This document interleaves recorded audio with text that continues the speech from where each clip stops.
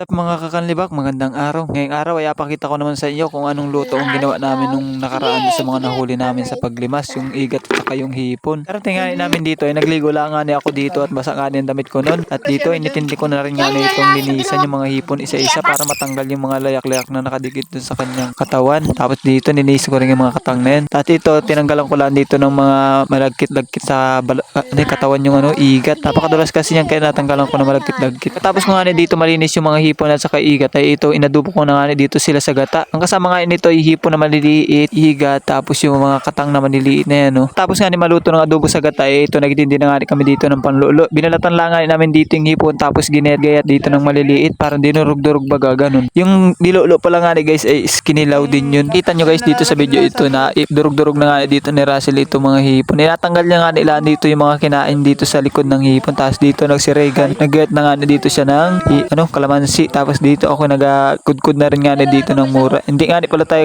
salad ha. Ito gagamitin natin dun sa nilulo o kinilaw na tawag namin dito ay lulo.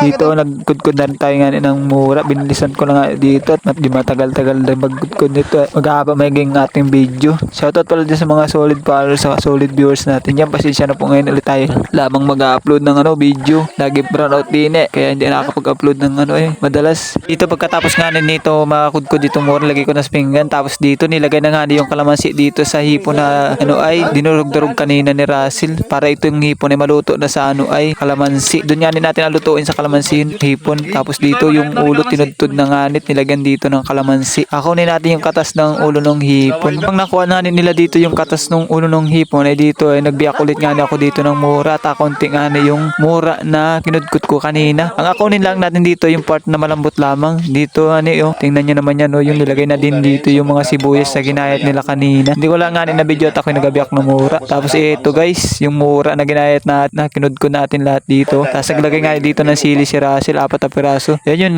siling mahalang talaga, yung native na sili dito, yung maliliit lang. Siya rin talaga sa nagapalasa maigi dito sa nilulo na ito ay yung ay sili talaga Tapos yung mga sibuyas, dinamihan talaga nila ng sibuyas para talagang tanggal talaga yung lansa ng hipon. Malipas nga ang ilang minutong paghihintay natin dito, naluto na rin nga dito yung hipon at ilalagay na nga natin dito yan sa mura natin kinudkod. Napakaraming mura yan guys ha. Hindi man salad ang gagawin natin dyan dito. Sinama na nga natin dito yung hipon na may sibuyas, na may kalamansi, na may sili. Tapos may asin na rin yung ibang pampalasa na nilagay namin dito. Tignan nyo naman guys yung tsura nya Tsura pa lang talaga matatakam ka na sa lasa. Ang lasa pala natin nito guys is medyo matamis-tamis kasi siya gawa doon sa mura. Tapos may kasama ding halang siyempre dahil may naglagay nga dito ng sili kanina. Napakasarap nito guys. Try nyo na rin gawin. Sundan nyo lang yung ginawa namin. Tapos nga nitong magawa nitong lulo ay ito. Sinigang ko nga dito yung mga natirang hipon. Napakarami pa kasing natirang hipon kanina. Kakaunti lang naman yung nilagay namin doon sa lulo o kinilaw. Tingnan nyo naman yung napakasarap na sinigang